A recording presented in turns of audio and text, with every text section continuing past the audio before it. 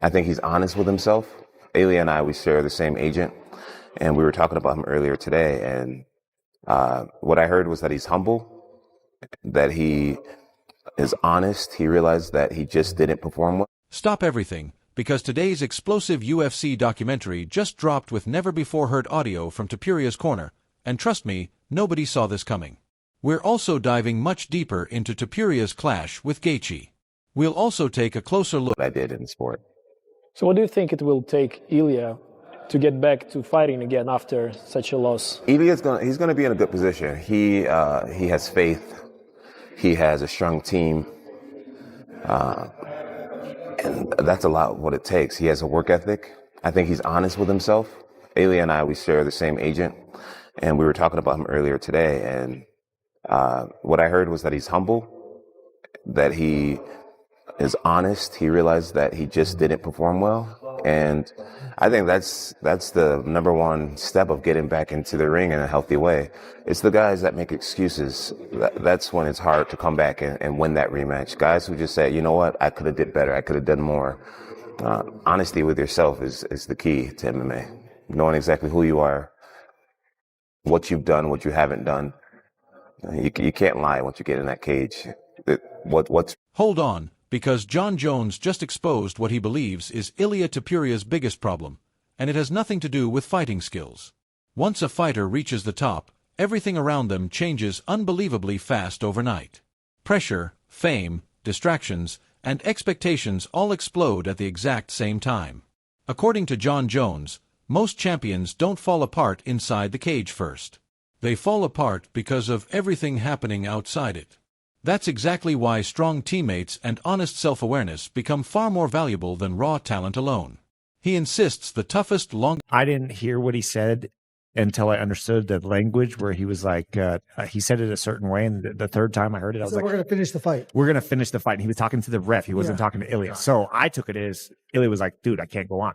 And when you hear that from your athlete, you have to make that right choice. I'm like, do we take more damage or do we go on? So look at me.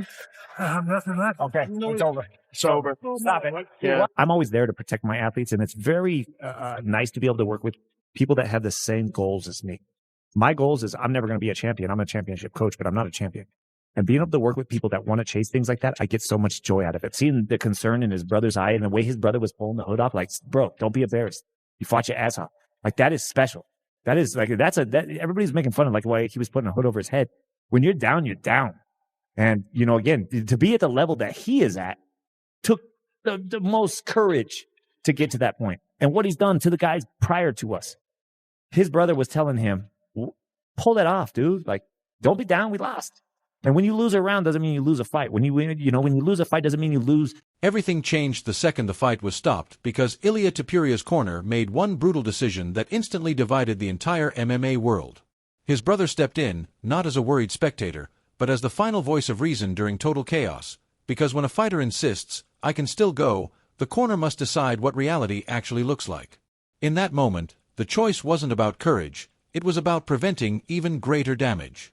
The coach later explained it clearly, saying the hardest responsibility isn't always pushing a fighter forward, it's pulling him back when emotion screams louder than logic. He recognized the hesitation, the exhaustion, and the danger of continuing, so he made the call not to surrender, but to protect. Going into this fight, Justin, that was so unique was I've already lost. I've already put myself in the worst scenario. Fear is a great thing, and understanding that the worst case scenario, when you put yourself in that scenario, and what that does is that causes you not to hesitate, and you have such a unique mindset to that. Where did that come from? Where did your mindset come from? Definitely all came from wrestling.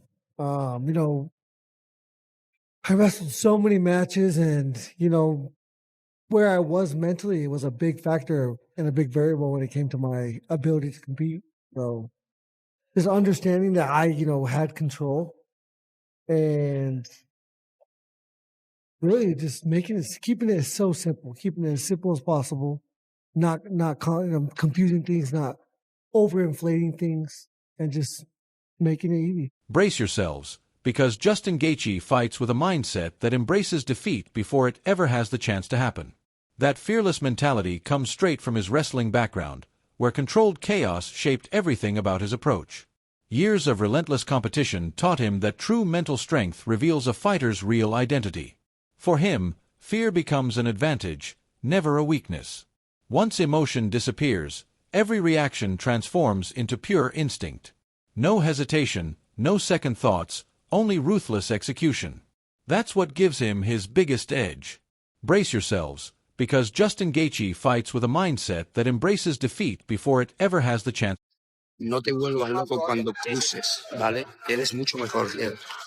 Topuria landing a remarkable 72% of his significant strikes. Oh, right hand, he hurt him. Tell the doctor he can see in the right eyes. Time. Doctor, make your assessment, please. All right, Mark Goddard has now called time, given the ringside physician a chance to make his decision. This allows Topuria more time. The doctor's saying no. Where's this doctor from? The doctor's going to call the fight. Is this doctor from DC? Yes. Watch it. He just said something to his brother. Wow, it's almost like he's trying to not finish. They're not going to let him answer the next round. Track the referee. They're going to stop it. Take 10. No. We finished the fight. That's the end of the fight, Mr. President. And that'll do it. That's it. Oh, Unbelievable. And new, tired on his stool. Oh, that is the greatest fight yet. so good. Love you. It's beyond anything that anybody's ever seen. The shocking stoppage wasn't caused by one devastating punch. It came from relentless damage piling up round after round until there was nowhere left to hide. Ilia Topuria was still landing with elite-level accuracy, but something was obviously changing in his vision and reactions. Then the cage-side doctor stepped in. Everything paused, and suddenly the fight stopped being about offense and defense and became a matter of medical judgment. The referee waited, desperately giving every possible second for clarity. But the truth was already unfolding in what left veteran fighters completely speechless. Wasn't simply the result, but how unbelievably dominant the entire performance looked under intense pressure. Even top analysts underestimated Justin Gaethje's composure when everything was on the line. In situations where most fighters completely fall apart, he somehow became even sharper. His timing improved. His reads became tighter, and his durability transformed into unstoppable momentum. Ilia Topuria still Here's the brutal truth John Jones wants every fighter to hear. Staying undefeated in MMA has never been about skill alone. It's about surviving your own success before it destroys you. The second a fighter becomes champion, everything around them changes overnight. Attention explodes, pressure multiplies, and distractions become impossible to escape. He explains that fame brings comfort, and comfort quietly destroys discipline. Without the right support system, the real shock after the fight wasn't just the defeat, it was the terrifying damage around Ilia Topuria's eye that instantly had everyone talking. Experts warn injuries like these can leave psychological scars long after the physical wounds finally heal. Swelling and vision problems may continue affecting timing and reactions well into recovery. The biggest question: forget the loss, because the real drama exploded after the fight when Ilia Topuria's battered eye became the center of attention. Experts believe injuries like these can leave psychological scars long after the physical damage disappears. Swelling and vision problems could continue affecting his timing and reactions well beyond recovery. Behind the scenes, Ilia Topuria's condition is raising far bigger concerns than anyone expected, and insiders say the real story is only beginning. Experts explain that long after the visible injuries heal, the body's deeper effects can still linger, quietly changing the entire recovery process. Rushing back too soon could create even more serious problems. After taking that kind of punishment, even light training can feel completely different. That's exactly why so many respected voices across the sport are now demanding. The aftermath of the fight sent Paddy Pimblett into absolute disbelief as his reaction captured nothing but pure chaos and raw emotion. He recalled how many expected Ilia Topuria to quit, but insisted Justin Gaethje proved every doubter wrong in the most brutal fashion imaginable. Paddy Pimblett described the punishment Justin Gaethje absorbed early, including crushing body shots, dangerous submissions, and non-stop pressure that nearly ended everything several times. At one stage, he looked completely trapped in a deep submission, yet somehow survived and flipped the entire fight around. According to the rematch hype just took a shocking twist because Justin Gaethje has quietly poured